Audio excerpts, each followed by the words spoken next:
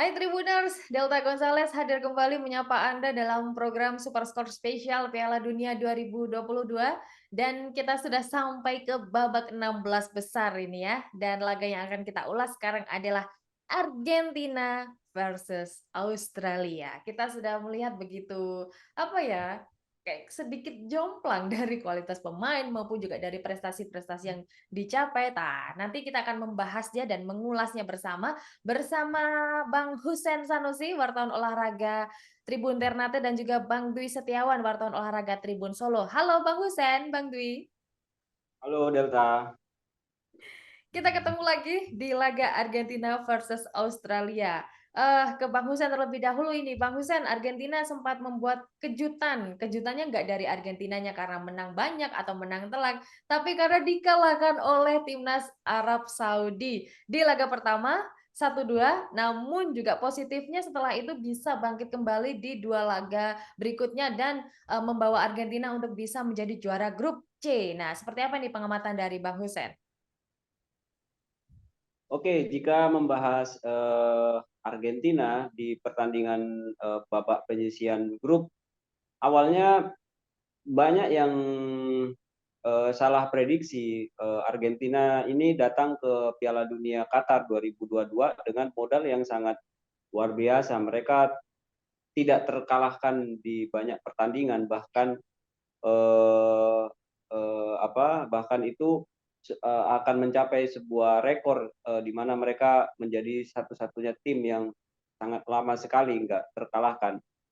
Namun cukup mengagetkan ketika mereka kalah 1-2 dari Arab Saudi, tapi kemudian mereka mampu rebound, bangkit, terus kemudian memenangkan pertandingan melawan Meksiko 2-0 dan di pertandingan terakhir melawan Polandia 2-0. Nah, bisa dikatakan ada yang menyebut Argentina adalah tim yang telat panas dan lain sebagainya. Tapi sebenarnya tidak ada yang berubah dari Argentina sebelum dia main di Piala Dunia dan ketika dia main di Piala Dunia. Si pelatih Lionel Scaloni masih menerapkan strategi yang sama di mana dia dalam penerapan strateginya menerapkan sebuah kombinasi antara paham sepak bola Amerika Latin dengan gaya bermain Eropa, di mana Scaloni melihat kebiasaan dari pemain Amerika Latin yang skill individunya sangat bagus, terutama di Lionel Messi, Angel Di Maria, dan beberapa pemain-pemain Argentina lainnya. Ketika mereka terlalu diatur dengan sebuah aturan-aturan strategi yang saklek, tentu mereka tidak akan mampu mengeluarkan kemampuan maksimalnya mereka. Namun juga Scaloni dari sejak awal dia melatih Argentina, dia juga menerapkan sebuah disiplin yang kuat, terutama disiplin dalam possession pemain.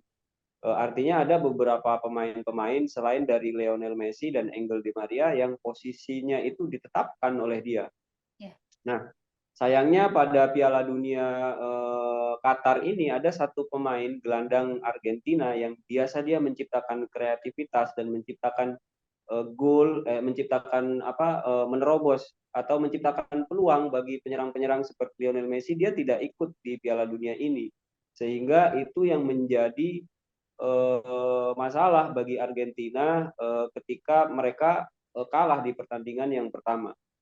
Lalu kemudian hebatnya Scaloni mampu mengatasi masalah tersebut sehingga dia mampu memenangkan dua pertandingan dengan jumlah gol yang cukup lumayan ya. Nah, ini tentunya di babak 16 besar Scaloni belum kelihatan dia akan bermain seperti apa, komposisi pemainnya seperti apa, tapi saya melihat dia dengan modal modal yang sudah cukup bagus sebelum ke Piala Dunia, saya kira peluangnya Argentina untuk bisa melaju melewati babak 16 besar ini cukup besar. Hmm. Itu Delta. Ya, jadi di fase 3 match pertama di fase grup dan di match terakhir lawan Polandia menang 2-0, tapi saya rasa saat melawan Polandia mereka malah lebih kayak sparring ya. Ya, Karena memang keduanya udah jelas lolos di sini. Jadi, permainannya lebih santai, duel antara Lewi dan Messi juga terlihat lebih kalem, bahkan di, foto-foto yang tersebar antara Messi dan Lewi sampai bisik-bisik itu karena, katanya sih ngomong si Lewinya, "Ini merupakan duel yang, nyaman bagi saya," gitu kan. Jadi, bisa apa ya, bisa membuat permainan jadi lebih kreatif dan lain sebagainya. Saya kira dia membisiki kalau, "Ayo lo sini gabung Barcelona lagi," gitu kan. ya Ternyata Barcelona Connection ya, mungkin mereka lagi ngomongin Barcelona Connection di iya, situ. Barcelona Connection. Kita bisa bayangin bagaimana kalau Messi, Lewi ada di satu klub, bakalan seperti apa nanti. Oke, Ya, Argentina yang memang, bisa akhirnya menjadi juara grup C, walaupun sempat terseok-seok di awal kalah dari Arab. Nah, sementara itu Bang Dwi, Australia juga sama dengan Argentina, sama-sama kalah di laga pertama, bedanya Australia lebih kalah banyak dari Prancis 1-4, tapi kemudian juga bisa bangkit di 2 laga berikutnya. Seperti apa pengamatan dari Bang Dwi? Ya, kesamaan antara Argentina ya dengan Australia sendiri sama-sama rebound, di mana memang yang membedakan adalah secara kualitas ya. Kalau Argentina pada laga pembuka itu kalahnya melawan Arab Saudi yang barangkali tidak terduga, tapi Australia melawan Prancis yang berstatus sebagai juara bertahan ya. Barangkali itu yang membedakan. Tapi kalau melihat dari performa Australia di grup D, di mana di situ ada Prancis, ada Tunisia, dan ada Denmark. Dan sorotan pertama yang saya soroti adalah sebenarnya keberhasilan Australia lolos dari lubang jarum dari grup D dan menjadi wakil pertama Asia yang lolos ke 16 besar ini lebih ke bagaimana mereka bisa memanfaatkan performa mengecewakan dari Denmark di grup D ini sendiri. Karena kita tahu Denmark itu secara performa, secara kualitas punya bekal yang berharga sebelum Piala Dunia kali ini. Kita tahu mereka lolos dari babak kualifikasi Piala Dunia dengan catatan 9 kemenangan, 1 kekalahan. Di UEFA Nation League mereka juga cukup bagus performanya, tapi di Piala Dunia seakan-akan Musnah kesuksesan itu, semua. keberhasilan itu tidak berbekas Delta. Akhirnya mereka kan menjadi juru kunci ya, bahkan Betul. di bawah di Tunisia. Jadi keberhasilan Australia ini semata-mata sebenarnya salah satunya adalah bisa memanfaatkan performa buruk dari Denmark itu sendiri. Saya yakin kalau Denmark performanya bagus, Australia kemungkinan tidak lolos dan Denmark yang lebih lolos dari grup D ini sendiri. Yang selanjutnya adalah ini menjadi momentum bagi Australia untuk bisa berbuat lebih banyak lagi walaupun melawan Argentina. Mengingat ini momen pertama kali Australia lolos ke 16 besar sejak terakhir kali pada tahun 2006 saat itu mereka menemani Brazil dari grup tapi akhirnya juga kalah juga di 16 besar. Uniknya adalah pada saat itu Australia itu kalahnya melawan Italia dan kita tahu Italia pada tahun itu bisa menjadi juara. Nah, apakah Argentina ini bisa memanfaatkan keberadaan Australia. Kalau bisa menang dalam laga ini, apakah bisa mengikuti jejak Italia bisa menjadi juara pada akhir turnamen nantinya? Aduh, terlalu jauh ini. Oke, Ya, di sini memang Argentina sedang on fire dan juga sedang benar-benar ambisi untuk bisa memenangkan di Piala Dunia edisi 2022. Terlebih juga ini penentuan nasibnya Lionel Messi di prestasi kancah internasional. Lantas ini laga ini akan menjadi uji konsistensi antara Argentina dan juga Australia. Nah, tadi Bang Dwi sempat menyebutkan kalau wajarlah Australia kalah dari Prancis karena itu juara bertahan di tahun 2018 kemarin. Nah, lantas ini ketemu dengan Argentina di mana juga sedang on fire, sedang ambisi banget. Nah, jangan-jangan nanti Australia bakalan demam panggung lagi ataupun ciut nyali seperti saat bertemu dengan Prancis. ya. Kalau melihat dari konsistensi ya, sebenarnya kalau membandingkan konsistensi Argentina dengan Australia jauh beda. Kalau kita ingat Argentina pernah 36 laga tak terkalahkan Hmm. sebelum Piala Dunia, tapi Australia ini kan lolos ke Piala Dunia lewat jalur playoff ya, di mana itu pun pada saat playoff mereka juga menangnya itu lewat adu penalti. Jadi kalau melihat dari konsistensi Australia, mereka hanya perlu keberuntungan untuk menghadapi Argentina dalam laga kali ini. Nah, oke. Jadi tidak Argentina juga jangan memandang sebelah mata Australia. Ingat ya, karena di fase grup laga pertama mereka bisa dikalahkan tim sekelas Arab Saudi. Oke, jadi waspada pula ini buat Argentina. Bang Hussein, kalau kita lihat dari segi kualitas pemain, jelas Argentina kualitas pemainnya diisi oleh nama-nama dan mereka yang sudah banyak berpengalaman, terutama bermain di Liga Top Eropa. Nah, ini bisakah jadi nilai plus bagi Argentina saat melawan Australia? Ya, pasti Delta seperti Ya. itu. Tapi kita perlu melakukan hitung-hitungan yang lebih rigid. Bagaimana Lionel Scaloni meracik timnya di di timnas Argentina ini.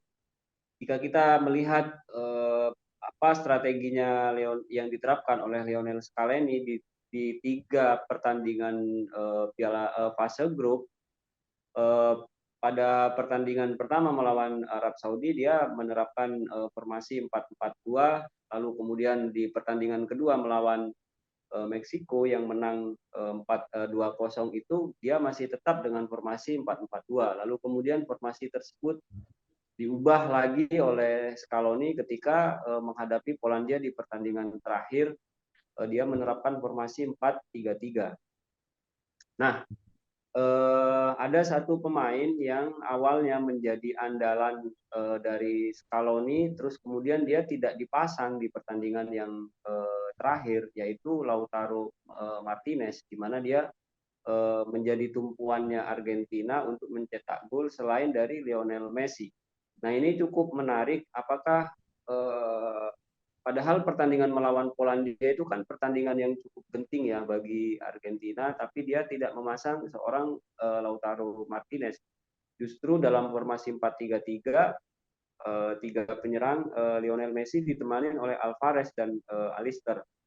Ini artinya komposisi-komposisi pemain di timnas Argentina dengan banyaknya pilihan-pilihan pemain, terutama di lini depan dan di lini tengah, itu akan sangat berpengaruh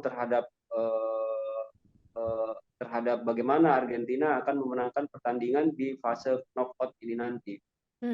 Nah, Angel Di Maria saya kira menjadi satu-satunya pemain yang tak tergantikan bersama Lionel Messi, dan seperti saya bilang tadi bahwasanya si Scaloni ini tipikal pelatih yang tidak terlalu fanatik dengan gaya bermain Amerika Latin. Terbukti dia mengandung juga paham sepak bola Eropa dengan high pressure, terus direct football. Dia juga sesekali mengarahkan lawan pada sisi tertentu agar pertahanan Argentina tidak terancam gitu kan, kecuali memang Argentina teledor, para pemain Argentina mengalami keteledoran yang cukup kesalahan yang cukup besar ya ketika melawan Saudi Arabia, sehingga Ya. mereka kebobolan 2 gol.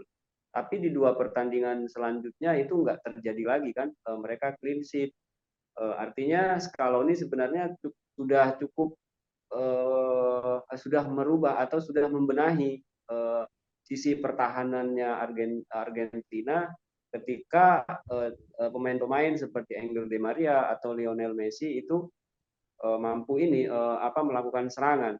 Lionel Messi dalam setiap pertandingan kita selalu melihat dia sebagai seorang pemain yang bukan hanya beroperasi di depan, tapi dia juga turun ke belakang. Dan hanya pemain, dan di skuad Argentina saya kira yang diberi kebebasan seperti itu hanya Lionel Messi.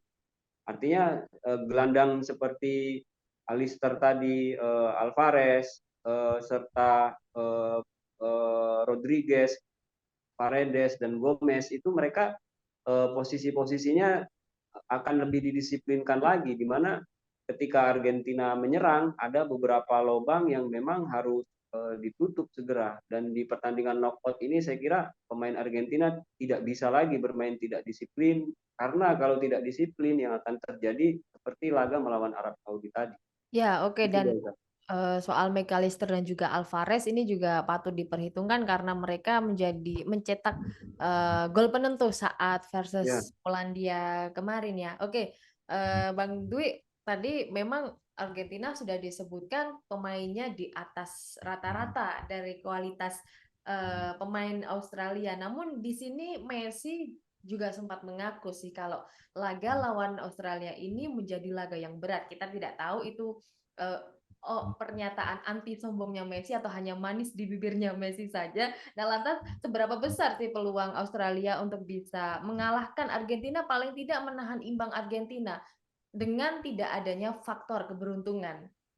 Ya, kalau tidak ada faktor keberuntungan berarti Australia butuh keajaiban untuk bisa mengalahkan Argentina sendiri ya.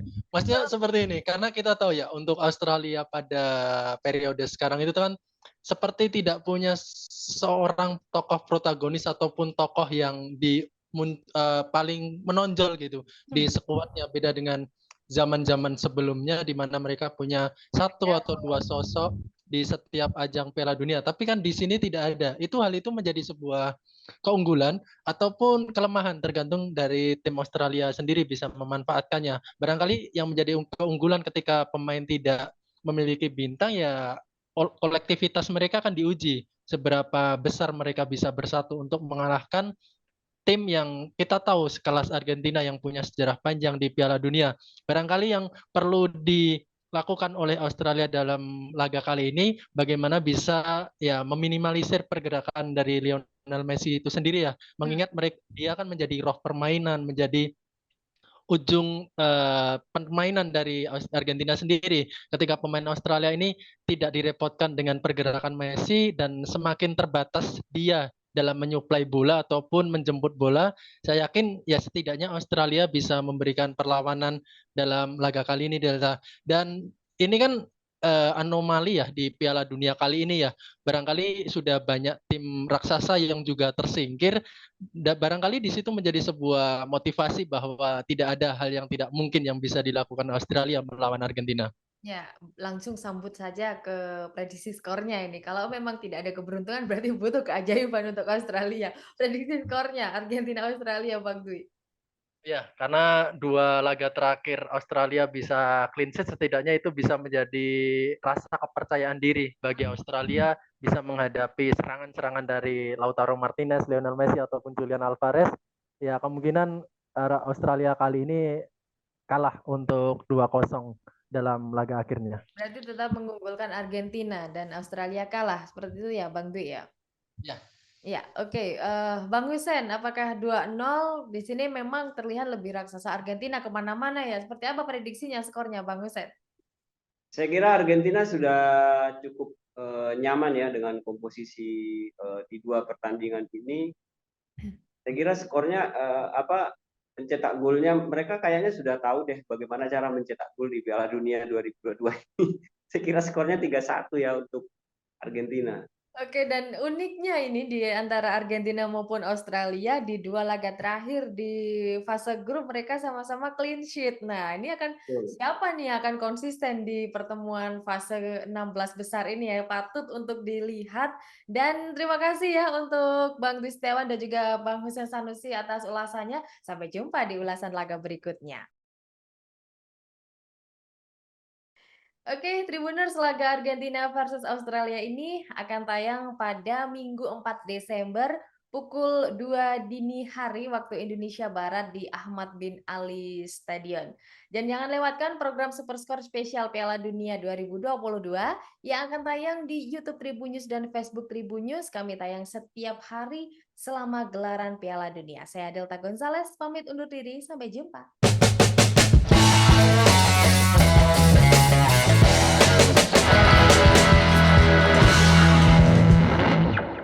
Terima kasih sudah nonton. Jangan lupa like, subscribe, dan share ya.